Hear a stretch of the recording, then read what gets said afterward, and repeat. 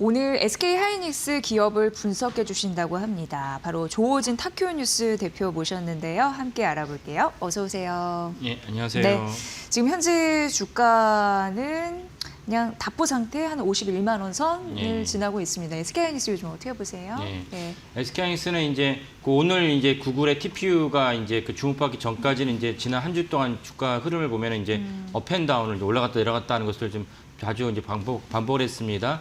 이유는 이제 우리나라뿐만 아니라 엔비디아도 사실은 이제 그 언제 페드가 금리를 인하할 거다라는 전망이 생기면 미국 증시가 좋아지고 네. 그렇지 않을 때는 이제 금리 인하 좀 어렵다라고 하면 미국 증시 안 좋아지면서 엔비디아 주가도 내려갔습니다. 지금 화면에 보이신 대로 이제 페드의 금리 인하 확률이 상승할 때 그 우호적인 연준 인사들의 발언이 나오면 이제 페드 금리가 인하될 것 같아. 그 엔비디아 주가도 올라가고 SK하이닉스 주가도 같이 올라갔습니다. 올라갔는데 지금 화면에 보이신 대로 장 초반에는 이제 KLX 기준으로 장 초반에 올라갔다가 이내 떨어졌다가 다시 또 이제 우호적 발언이 나오면 이제 장 초반 올라갔다 내려간 일이 반복됐습니다. 이 부분을 갖다가 개인들이 보면서 이게 어떻게 해석을 해야 되지? 또 이제 개인들뿐만 아니라 많은 시장 참여자들이 우리나라 이제 금리도 많이 환율도 많이 올라갔으니까 거기에 대해서 좀 외국인들이 우리나라를 근본적으로 좀 우려하는 시각 때문에 외국인들이 파는 게 아니냐 이런 시각도 있습니다. 그래서 이런 부분을 좀 자세하게 설명드릴까 합니다. 네, 최근 이제 외국인의 매도 이런 부분이 좀 신경 쓰이는데 왜 이렇게 팔았다고 보시나요? 예. 그래서 이제 아까 말씀드린 대로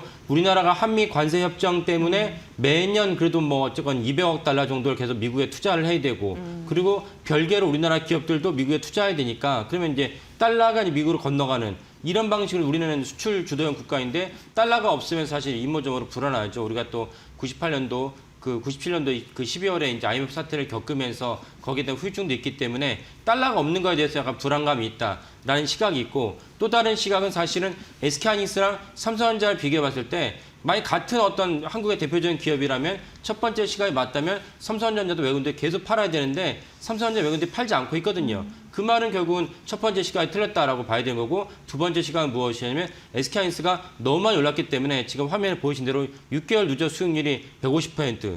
뭐 2천억, 3천억짜리 기업이 150% 오르기도 쉽지 않지만 400조에 해당하는 시총의 기업이 6개월 만에 150% 오르는 건 참 너무 어려운 일입니다. 그러다 보니까 사실은 이제 외국인 투자자 입장에서는 좀 있으면 12월이 되고 12월이 되는 펀드 매니저 입장에서는 너는 한 해 동안 어떻게 장사를 했어? 한 해 동안 네가 열심히 투자한 종목은 수익률이 어떻게 했어? 이렇게 수익률을 확정하고 싶으니까 그 매도 버튼을 눌렀다라고 여겨집니다. 그래서 펀드 매니저 입장에서는 이제 수익률을 확정을 해서 자기들의 어떤 인사 공과도 이제 평가받고 싶고 무엇보다 자기들이 거기에 따라서 이제 인센티브가 이제 그 지급되니까 그런 맥락에서 SK하이닉스가 다른 어떤 우량주, 대형주보다 더 많이 올랐기 때문에 이번에 계속 매도를 하고 있다라고 이제 외국인들이 매도를 하고 있다 이렇게 이제 해석을 하고 있습니다. 네. 하이닉스 좋게 보셨잖아요. 예. 근데 어떻게 의견이 좀 바뀌었는지 최근 왜냐하면 앞서서 잠시 언급해드렸지만 지금 알파벳, TPU, 구글의 예. TPU 요 이슈가 또 있어서 예. 그걸 좀 차근차근 좀 설명 좀 부탁드릴게요. 예. 먼저 이제 개요를 설명드리면 이제 구글은 이제 뭐 세계적인 기업이다 보니까 구글은 한 해, 한 분기 이런 거를 염두에 두고 회사를 운영하지 않습니다. 구글의 어떤 전사적인 사명이 있다면 회사 전체 사명이 있다면 인간을 영생불사로 만들겠다는 것입니다. 그래서 뭐 여러 가지 검색과 DNA도 그런 관점에서 하고 있습니다. AI도 사실 그런 관점에서 하고 있는 거고 그리고 또 하나 이제 말씀드릴 게 뭐냐면 우리가 사실은 처음에 소비자들 딱 인지했을 때는 생성 AI, 오픈 AI 딱 보면 충격을 받지만 그 분야에 있는 많은 분들은 사실 다 알려진 사실입니다. 왜냐하면 어떤 실리콘밸리에서 사람들이 인적 교류를 하는데 또 그들도 학회 가서 발표를 하는데 다 이제 어떤 자료가 나오고 누가 어디로 이직을 했대, 왜 이직을 했대, 이직한 이유가 뭐다 다 알려지기 때문에 구글이라고 해서 오픈AI 챗GPT를 모르지 않습니다. 그래서 구글은 꾸준하게 오픈AI 챗GPT를 갖다가 준비하고 있었고 그리고 챗GPT의 T가 트랜스포머인데 트랜스포머를 갖다 처음 이제 아이디어를 내고 실현시킨 사람이 구글의 직원이었어요. 나중에는 이제 구글에서 분사에 나오긴 했지만 무슨 말씀드리냐? 구글이 꾸준하게 오픈AI 생성 AI를 준비하고 있었고 거기에 그 TPU라고 말하는 엔비디아의 이제 칩의 어떤 대항마로 이해하시면 됩니다. 그 TPU도 꾸준히 개발하고 있었습니다. 개발하고 있었는데 요즘 이제 화두가 된 이유는 무엇이냐면 TPU가 예전보다 더 성능이 좋아져서 심지어 그 엔비디아 칩의 대항마를 넘어서서 외부로 팔 수 있다. 이런 얘기가 나오면서 메타가 그 구글의 TPU를 갖다가 매수도 할 수 있다라는 얘기가 나오면서 이제 어저께 구글의 주가가 올라가는데 그 엔비디아 주가는 떨어졌습니다. 이 맥락으로 이제 오늘 SK하이닉스 주가도 좀 일부 떨어졌다 이제 올라가고 있다 이렇게 보시면 되는데 그렇다면 구글의 TPU가 어떤 관점에서 이제 SK하이닉스랑 메모리 기업에 영향을 주는지 살펴봐야 되는데 구글의 TPU는 아까 말씀드린 대로 엔비디아의 칩에 대응한다 보시면 되는데 그러면 엔비디아 칩에 대응하는데 SK하이닉스는 칩이 아니지 않습니까? 근데 SK하이닉스는 구글 주가 왜 이렇게 올라왔냐? 칩에는 반드시 메모리가 있어야 돼요. 그래서 우리가 다 알다시피 거기에 해당하는 메모리가 HBM이고 실질적으로 이제 그 엔비디아 시장, 엔비디아만 국한해 봤을 때 그 하이닉스의 시장 점유율이 한 90%쯤 될 거라 봅니다. HBM4는 이제 내년에 삼성전자가 얼마만큼 그 인증 받을지 모르겠지만 저는 여전히 좀 거기에 대해서는 그 비관적이고요. 어쨌건 현재로 봤을 때는 한 90% 정도의 시장 점유율을 갖고 있기 때문에 엔비디아 영향이 낮아지면 SK하이닉스 영향이 당연히 낮아진다. 하지만 아까 말씀드렸던 알파벳의 구글의 TPU도 역시 그 칩이라면 거기에 상응하는 뭐가 있어야 됩니까? 메모리 장치가 있어야 돼요. 메모리 장치가 있어야 되니까 당연히 SK하이닉스 쓸 것을 간주해야 됩니다. 그러면 당연히 삼성전자 어떻게 했냐? 삼성전자는 엔비디아보다는 구글에 납품하는 비중이 높아질 것이다 예상을 하지만 더불어서 여전히 SK하이닉스도 구글 TPU에 상응하는 메모리를 갖다 납품할 가능성이 높다고 봐야 됩니다. 그래서 브로드컴이 거기에 상응하는 어떤 대응하는 기업으로 맞춤형 그 AI 칩으로 해서 작년에 히트치지 않았습니까? 그러면 브로드컴의 1착으로 납품한 메모리 기업이 어디냐? 삼성전자가 아니고 SK하이닉스입니다. 그런 맥락에서 1차적으로 이제 엔비디아의 독점이 깨진다라는 맥락으로 엔비디아 주가가 장중 오늘 마감한 장중만 4% 이상 떨어졌다가 지금 저와 같은 시각이 다시 대두가 되면서 그래 사실은 구글이 아무리 많이 시장을 잠식을 해봐야 엔비디아 시장 전체에 10% 잠식한다고 하면 그게까지 너무 과민 반응했다는 시각이 대두가 되면서 엔비디아가 지금 화면을 보신 대로 2.6%로 마감을 했습니다. 동일한 맥락에서 하이닉스 주가도 내려갔다가 어느 정도 강보합으로 올라왔었지 않았나라고 생각을 합니다. 그러면 SK 하이닉스 매도할 이유는 없다라고 보시나요? 예. 네. 현재로서는 이제 아까 지금 첫 화면을 보신 대로 페드의 금리가 사실 엔비디아랑 하이닉스 주가를 좌지우지한 것인데 오늘 이제 새벽에 끝난 미국 시장에서 결국 이제 월스트리트 저널의 보도를 보면은 파월 의장도 파월 의장 의장이기 때문에 이걸 갖다 일일이 발언하지 않습니다. 나는 금리를 내리겠다, 금리 동결시키겠다 발언하지 않는데 사실 월스트리트 저널의 보도가 그게 중요한데 월스트리트 저널의 어떤 시각을 본다면 12월 10일 FOMC에서 파월 의장이 아마도 매파저 동결하지 않겠냐라고 이제 기사를 냈습니다. 매파저 동결량은 일단은 25bp를 내리고 그러나 1월 달은 사실은 동결할 가능성이 높다. 이게 매파저 동결이죠. 그러니까 일단은 이제 금리를 낮춰주지만 전망은 시장에 있는 전망은 일단 가라앉혀주는 그런 식으로 이제 파월 의장 하지 않을까 싶습니다. 근데 그 모든 것은 사실은 우리가 이제 셧다운 때문에 많은 지표가 감춰졌기 때문에 지표가 풀리는 12월 18일부터 풀리는 그 지표를 보면서 1월 달에 결론이 날 것이라 보는데 현재로서는 파월 의장도 사실 금리를 갖다가 25bp를 낮추는 데 동의할 것으로 보입니다. 그렇다면 이제 비트코인도 살아나고 그리고 엔비디아 주가도 살아나고 하이닉스 주가도 살아날 거라 봅니다. 이런 맥락에서 일단 하나 보시고 그래서 두 번째 요소 아까 말씀드린 구글의 TPU인데 구글의 TPU가 예상대로 잘 된다 할지라도 엔비디아 시장에 10% 장악한 것이다. 그러면 사실은 엔비디아 10% 장악하니까 독점을 깨진다는 측면에서 기분 나쁘지만 또 하나 중요할 관점이 무엇이냐? 점점 AI 시장이 커지고 있다는 것입니다. 그러니까 올해 만약에 엔비디아가 갖고 있는 시장이 1,000억 달러다. 근데 여기 10% 없어지면 900억 달러다. 이렇게 이해하시면 안 되고 1,000억 달러인데 내년엔 1,000억 달러보다 더 시장이 커진다는 것입니다. 그러니까 현재 엔비디아 매출이 더 줄진 않는다는 것입니다. 예전에도 한참 엔비디아가 화랑세에 있을 때도 그 젠슨왕이 뭐라고 얘기했냐면 AMD가 치고 올라와서 나중에 2030년쯤 되면 우리의 시장 점유율은 한 60%나 70% 낮아질 것을 얘기했습니다. 하지만 전체 AI 생성력 칩 시장 커지기 때문에 엔비디아 자체의 시총은 더 커질 것이라 얘기했습니다. 그런 맥락에서도 구글의 이제 그 TPU를 갖다가 10% 장악할지라도 전체 AI 시장 커진다. 이렇게 보시는 게 타당하겠습니다. 아무리 경쟁자가 들어와도 전체 캐파가 넓어지니까 내가 가져갈 수 있는 그런 양은 변함이 없을 것이다. 이렇게 좀 느끼는 상황이죠.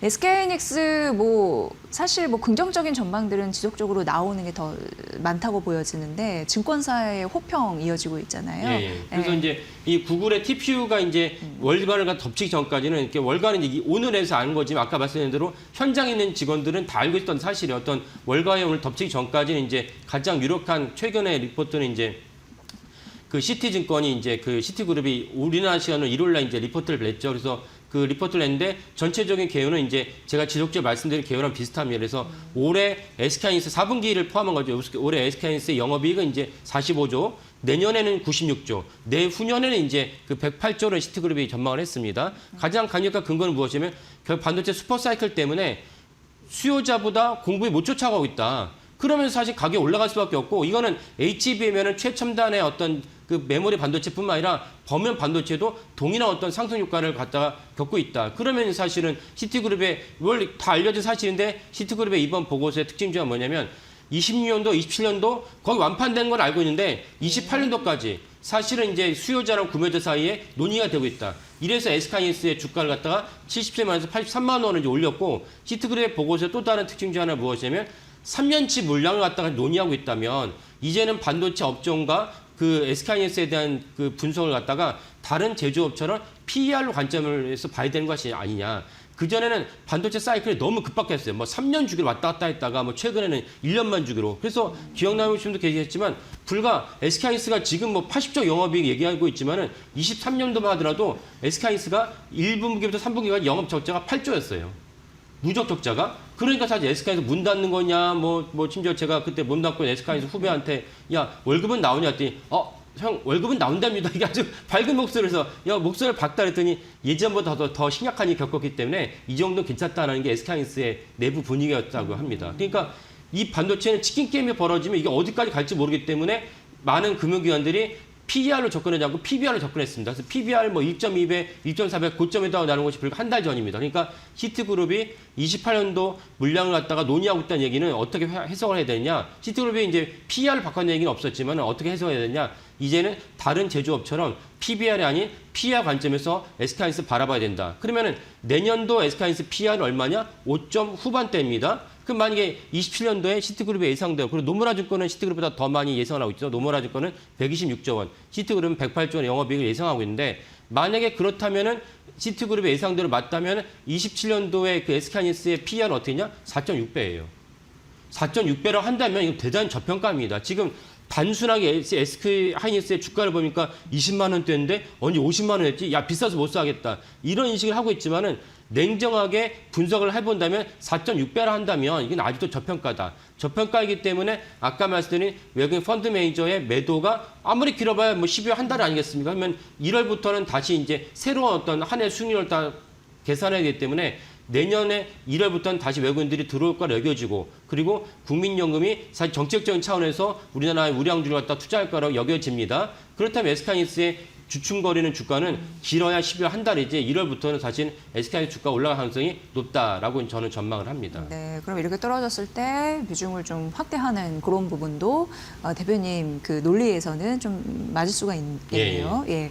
그리고 말씀해 주셨을 때 삼성전자 도 잠시 언급해 주셨잖아요. 근데 SK하이닉스와 마찬가지로 삼성전자도 이제 목표 주가 올리는 증권사들이 여럿 또 나타나고 있는 상황인데, 특히나 HBM4 연내 조기의 통과 가능성에 대해서도 언급을 하더라고요. 근데 그거에 대해서 아직까지는 비관론이시라고요. 그거 비교 좀 분석해 주시면 좋을 것 같습니다. 일단 예전에 제가 그 삼성전자, 엔비디아, HBM4에 대해서 비관적인 전망을 유지하는 이유는 무엇이냐면, 예전에 몇 번 설명했지만 그 HBM을 갖다 이제 빌딩으로 치면은 그 밑에 이제 기반이 되는 게 베이스다이입니다. 베이스다이를 갖다가 연결하는 건 TSMC인데 TSMC가 베이스다이를 연결할 때 삼성전자가 가져온 이제 HBM을 갖다가 넣고 나서 베이스다이 연결하면 그때 계속 에러가 났어요.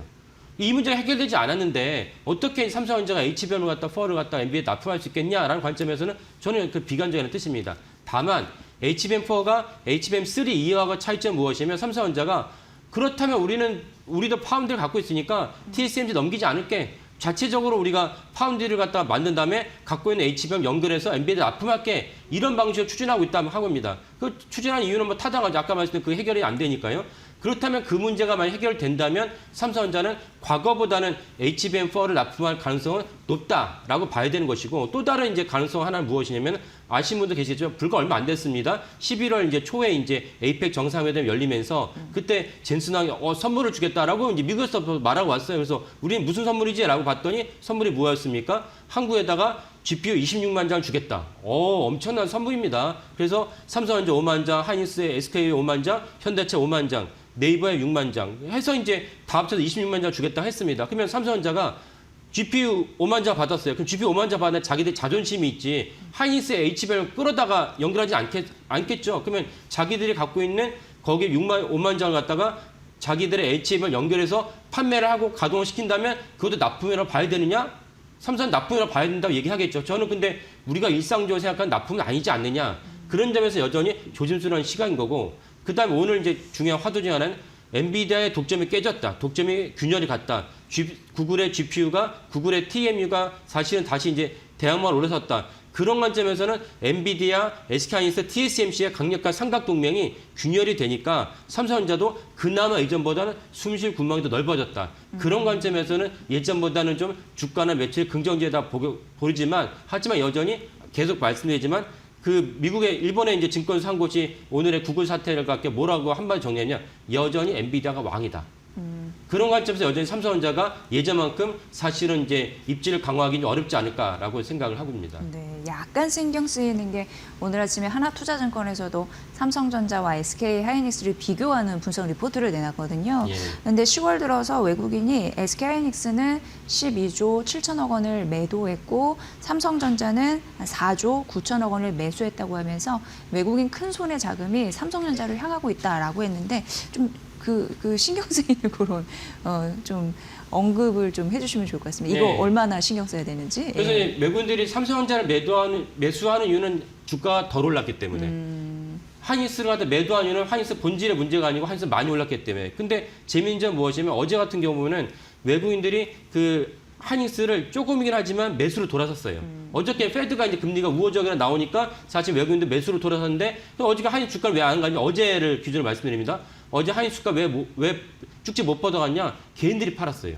그러니까 사실은 이제 지난 2달간 하이닉스 주가를 갖다가 상승시킨 주체는 외국인도 아니고 기관도 아니고 개인이거든요. 근데 어제 개인들이 하이닉스 보면서 실망 매물인지 왜냐면 올라갔다 떨어지니까 실망 매물인지 아니면 개인들도 나도 이제 사실은 스스로가 올해 수익률을 갖다 마감하고 싶었는지 그래서 어저께는 이제 개인들이 하이닉스 주가를 매도를 하면서 주가가 힘이 없었다. 하지만 외국인들이 오히려 어제 일부긴 하지만 하이닉스 주가를 다시 매수를 했다. 그래서 제일 큰 요인은 결국은 페드의 금리가 제일 큰 주가를 갖다 결정짓는 것이고 두 번째는 외국인들이 어디서 수익률을 많이 창출했냐 이 관점에서 매수나 매도를 결정한다라고 보시는 게 타당하다라고 이제 말씀드립니다. 네, 12월 기준금리 인하에 대한 가능성이 83%로 일주 전, 한 주 전에는 한 40% 그렇죠. 급등하면서 이례적인 현상이 나타났잖아요. 근데 정말 이게 가능하다면 또 반등의 모멘텀을 또 가져다 줄 수 있겠네요. 예. 지금 SK하이닉스는 시가 대비 낙폭을 좀 확대하면서 0.58% 음봉 차트 보이고 있고요. 삼성전자는 10만 원선 넘어갔습니다. 1.8% 시가 대비 상승폭 높이는 양봉의 차트를 하고 있다는 점까지 말씀드리면서 오늘 SK하이닉스를 주로 해서 전략 세워드렸습니다. 조호진 타큐뉴스 대표의 분석으로 들으셨습니다. 고맙습니다. 감사합니다.